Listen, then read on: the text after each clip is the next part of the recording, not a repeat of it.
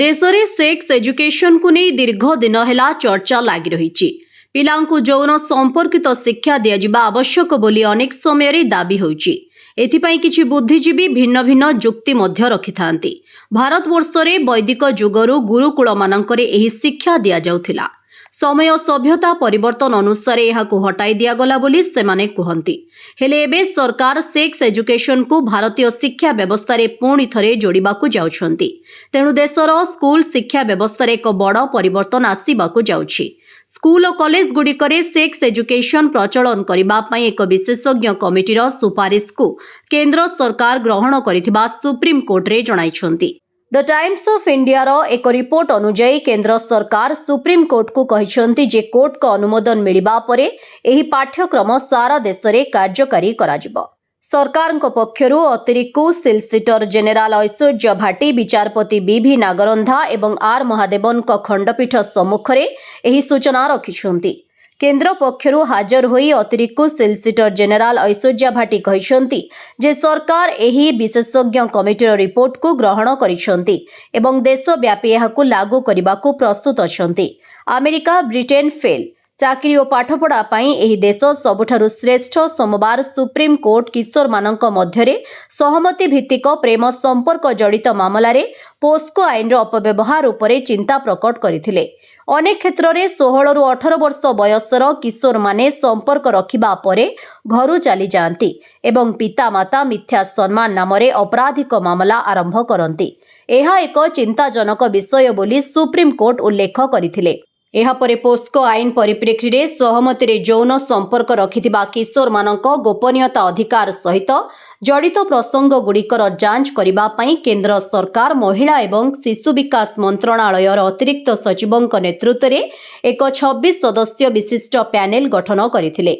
एही 26 जणिया जातीय विशेषज्ञ कमिटी रे Tata institute of social science, clinical psychologist केंद्र मंत्रणालय, राज्य सरकार, जातीय शिशु अधिकार मुख्य आयोग एवं जातीय आईन सेवा प्राधिकरण माने सामिल अछंती।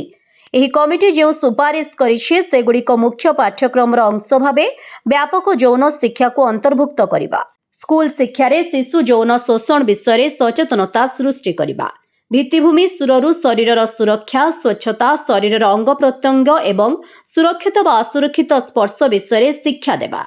एही पाठ्यक्रम एवं शिक्षण सामग्री प्रस्तुत करिबा पई एनसीईआरटी को निर्देश देबाकू कमिटी सुपारिश करिछि।